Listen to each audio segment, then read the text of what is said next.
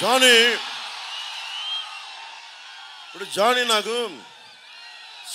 Cinema చేస్తున్నప్పుడు కనిపించాడు. ఈ అబ్బాయి ఎవరో కూడా తెలియదు. ఏం చేస్తామంటే నాకు నీతో పాటు పని చేయాలని అన్నాడు. ఎక్కడి నుంచి వచ్చావాడు? నెల్లూరు నుంచి వచ్చాడు. తను నాకు ముస్లిం అని కూడా తెలియదు. నేను ప్రామిస్ చెప్పండి, నాకు అలాంటి భావాలు లేవన్నాను.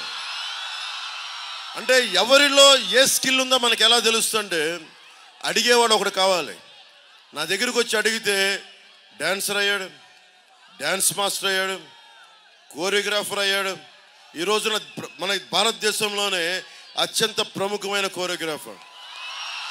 ఇది మతంతో సంబంధం ఏముంది, కులంతో సంబంధం ఏముంది? అందుకే నేను ముస్లిం సామాజిక వర్గానికి కూడా చెప్తున్నా, జానీని గుండెల్లో పెట్టుకున్న వాడిని ముస్లిం సామాజిక వర్గానికి ఎందుకు అండగా ఉన్నాం. కాకపోతే నేను అందరిలాగా చెప్పండి. నేను అంతే, అందరిలాగా ఎక్కువ మాట్లాడి తక్కువ చేయడం కంటే కూడా తక్కువ మాట్లాడి ఎక్కువ చేయడం నాకు ఇష్టం. అందరికి నమస్కారం. నేను మీ జానీ మాస్టర్. విజయవాడలో వరదలతో చాలా ఘోరం జరిగిందండి. ప్రతి ఇంట్లో ఒక్కటే బాధ ఏంటంటే ఒక హాఫ్ అన్ అవర్లో ఎలా జరిగిపోయిందనే ఒక షాక్ లో ఉన్నారు అందరూ. అందరికి ఈ వీడియో ద్వారా నేను చెప్పడానికి వచ్చింది మెయిన్ ముందు ఏంటంటే, మీరందరూ అక్కడికి వీలు చూసుకొని, ఎంత టైం దొరికితే అంత వీలు చూసుకొని వాళ్ళ దగ్గరికి వెళ్ళి ఇంటింటికి వెళ్ళి పలకరించి మేమున్నాం అని చెప్పి ధైర్యం ఇచ్చిరండి. మీకు తోచిన సహాయం చేస్తే చేసిరండి. అంటే ఇప్పుడు దాకా ఒక ఎత్తండి ఇది. ఇప్పుడు ఏదైతే నీళ్ళు వచ్చి వరదలు వచ్చింది, ఈరోజు రేపు పోతుంది. తర్వాత వచ్చే నష్టం చాలా పెద్దది. అదేంటనంటే జబ్బులు స్టార్ట్ అవుతాయి. సో ఈ జబ్బులు స్టార్ట్ అయిపోయినప్పుడు జాగ్రత్తగా ఉండాలి మనం. కళ్యాణ్ అన్నకి అండ్ అలాగే చంద్రబాబు నాయుడు గారికి, ప్రభుత్వానికి రిక్వెస్ట్ చేసుకునేది ఏంటంటే, దయచేసి మెడికల్ రూపంలో మందులు పంపించండి. కొంతమంది నాయకులు చెప్తున్నారు వెళ్ళి సహాయం చేయండి, ఓట్లాడడానికి వచ్చారు, ఇప్పుడు లేరు అని చెప్పి. ఏం ఓట్లాడడానికి వచ్చారు? అందరూ ఓట్లాడడానికి వచ్చారు. ఏం గెలిచిన వాళ్ళే వచ్చి సహాయం చేయాలని ఉందా ఏంటి? గెలిచినా గెలవకపోయినా ఇవన్నీ పక్కన పెట్టి ప్రతి ఒక్కరు రండి, వెళ్ళి ఆ పార్టీ ఈ పార్టీని చూడొద్దు. ఇలాంటి సమయంలో మానవత్వం చాటించుకోండి. అంతేగాని ఆ పార్టీ ఈ పార్టీ మేమే వెళ్ళాలి, మీరు గెలిచారు కదా మీరేం చేస్తున్నారు?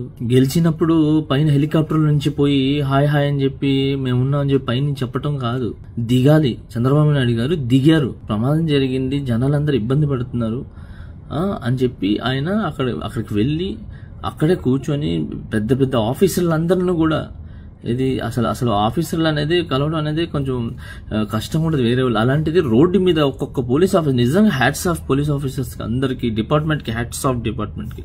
నేను ఏ ఇంట్లోకి పోయినా కూడా ఫుడ్ వస్తుంది, అన్ని టైంకి వస్తున్నాయని చెప్తున్నారు, నీళ్ళు ఇస్తున్నారు, అన్ని వస్తున్నాయని చెప్తున్నారు.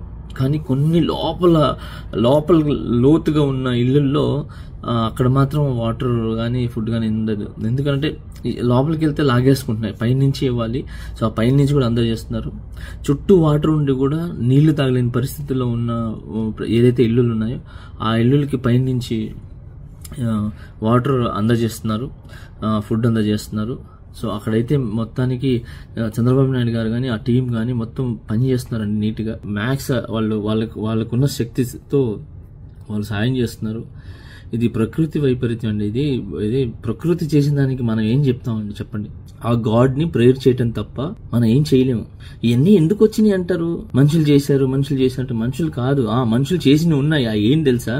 ఇసుక నదులు లేకుండా అక్రమంగా డబ్బుల గురించో కమిషన్ల గురించో అక్కడి నుంచి రవాణా చేశారు.